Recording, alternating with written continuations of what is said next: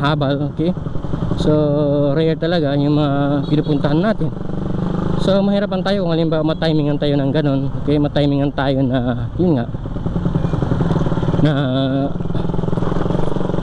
na ma-stopan or mahirapan tayo mag-start, ay walang makakatuko sa atin. Yun ang kinakatakot ko, kasi hindi naman tayo pwedeng maglalakad pauwi. Mga ilang kilometers, di ba? Ilang kilometers yung layo natin. Yung isang araw nga yung pinuntahan natin yung West Coast, di ba? Mabot tayo ng halos 40 plus, mga 45 kilometers siguro yung laro natin mula sa town. So medyo malayo yun. Kaya kung halimbawa na-stopan tayo dun, di ba? Kaya hindi malaking problema. Mahirapan tayo kumuha ng pang na magtotoo sa atin. Kaya dapat nakakondisyon din talaga yung motor kung halimbawa dadalhin natin sa paglo-long ride, okay? Kaya ito hindi siya kondisyon sa paglo-long ride, kaya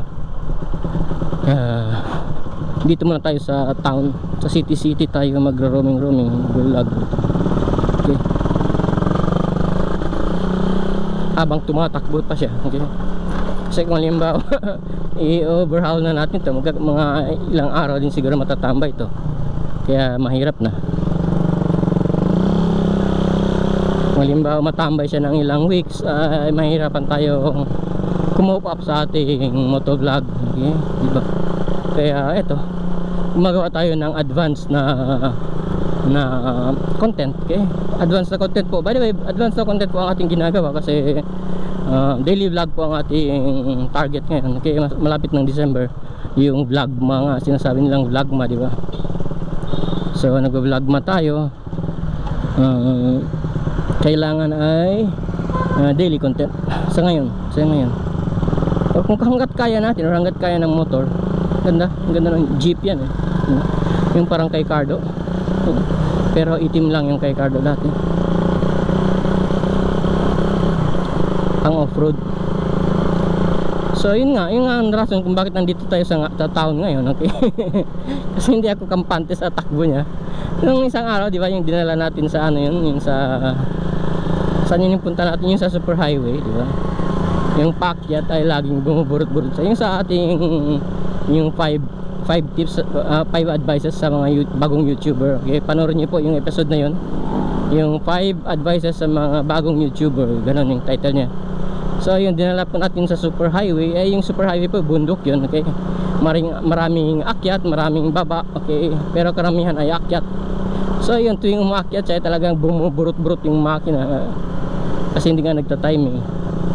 Pero kung halimbawa matagal-tagal na siya tumatakbo, yan, parang kumakalma siya, parang nagta-timing siya ng maayos. Pero kung halimbawa i-stop mo tapos i-on mo na ulit, yun, bumabalik na naman ang sakit. Mahirapan na naman siya mag-timing muli, di ba? So anyway, balik ko tayo sa topic, okay? Yung nga, si Moto Tanya, ganito nga yung ang rason kung bakit siya nabangga. Yun nga yung sinabi ko kanina, okay? Bale, parang naitulak siya ng kasama niya, okay? Di ba double lane yan, 4 lane, okay? 4 lane. So malawak po yan ng 4 lane. Highway kasi yun, yung kung saan siya namatay, highway po yun sa Turkey. So kumbaga ay naitulak siya ng mga kasama niya sa other lane, okay? Parang ganun ang nangyari. Or sabi nila parang accident. Yung nga, accident nga talaga. Siguro hindi naman sinasadya ng kasama niya na maitulak siya. Naitulak nga siya sa kabilang lane, tapos sa kabilang lane ay may biglang kapasok, okay? Inkwentro, kumbaga halimbawa tulad nito, okay? Yung kabilang lane papuntang right, paunahan, yung kabilang lane naman ay papunta dito. So naitulak siya dito sa kabila, naitulak siya dito sa ating left. So timing na may truck na dumaan, okay? So yun po ang kanyang kinamatay, dead on impact.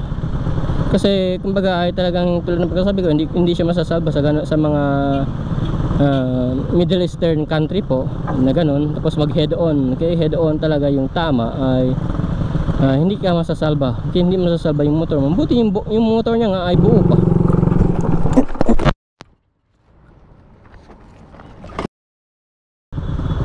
Kakabila, okay? For whatever reason, kung halimbawa sa super highway po, ay wag po kayong aalis, okay? Huwag kayong lalabas sa inyong lane, okay? Huwag kayong lalabas sa inyong lane, kasi hindi po natin alam kung ano yung dumadaan. Yung makainkwentro mo, bus, Tapos yung takbo ng bus 200 kilometers per hour. Kaya talagang tatalsik ka sa gilid ng daan, di ba? So yun nga, medyo minalas. Matagal, hindi naman po matagal yun, mga July, last July 22 lang po. Okay, mga last month. Okay, last month. Hindi pa naman 1 month actually. Kasi August pa lang ngayon. August, August 9. By the way, binibideo ko to po, earlier po ako nagbi-video, okay? So malamang sa malamang ngayon ay August 9, so marirelease po ito mga August, mga 1 week, okay? Mga 1 week saka ko marirelease to. So yun nga, namatay siya nung July 22, okay? July 22, so hindi pa 1 month, okay? Less than 1 month pa po mula ngayon yung pagkamatay ni Moto Tanya sa Turkey.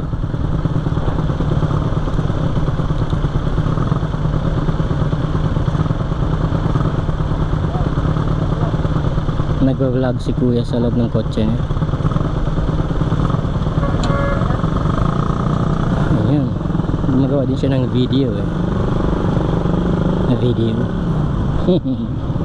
So anyway, yun na nga, tulad ng pagkasabi ko ay ingat-ingat po tayo. Halimbawa isipin mo na ganito kalaki yung truck na babangga sa'yo, tapos tatakbo yan ng 100 kilometers per hour, ay hindi ka ba mawawasak? Isipin mo lang, di ba? Tapos yung takbo rin nila siguro nasa 100 km per hour din. Kasi nga Middle East yun, Middle Eastern country. Pinakamababa na takbo ng highway doon ay 100 km per hour, tulad ng pagkasabi ko. So talagang mamalasin ka kung halimbawa magkaka-enkwentro, okay?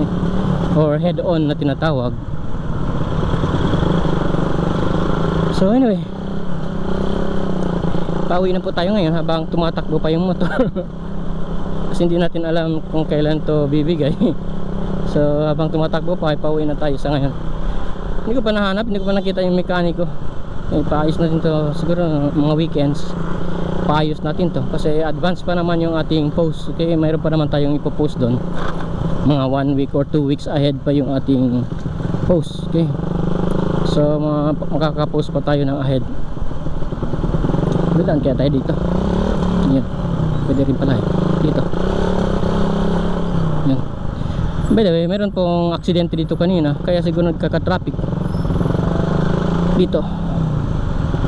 May nagkabanggaan po dito kanina, kotse pati ano yun, kotse pati motor. Parang dalawang motor versus isang kotse. Pero wala naman nangyari sa kotse kasi parang pick up siya, yung old na pick up. Tapos yung bumper niya matibay. Parang walang nangyari sa pick up, pero yung motor parang may nawasak na parts, okay? Mayroong parts na nawasak. So dito po yung kanina, medyo nagka-traffic dito kanina. Buti natanggal nila kasi nung pagkatingin kanina ay meron pong meron ng police, okay? meron ng investigator na naka-assign. So yun, naalis din kaagad yung kanilang mga sasakyan. Kasi normally hindi po yan pinapaalis kung halimbawa wala pang investigator. Mini-measure yan, i-measure ng investigator kung kaninong fault. I-measure nila yung daan, yung position ng kotse, yung position ng motor, kung sino yung nauna, ganito ganyan. Okay? So yun po ang dahilan kung bakit halimbawa pag may banggaan ay mas maganda na mag-amicable settlement ka, or mag-iusap na lang kayo dalawa, para nang sa ganun is hindi masasayang yung anyong oras. So hanggang dito na lang po tayo muna, okay? Hanggang dito na muna tayo. Buti nga ay medyo sana ay makakaabot pa to sa bahay kahit na ganito na nga yung takbo niya. Papa-overhaul natin to sandali kasi baka suspect ko dito lang sa yung sa clutch lining.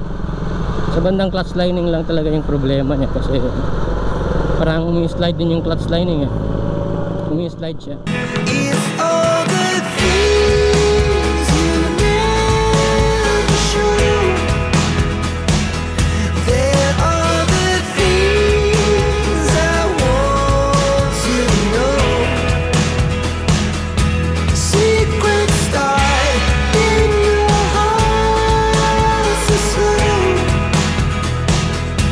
But if you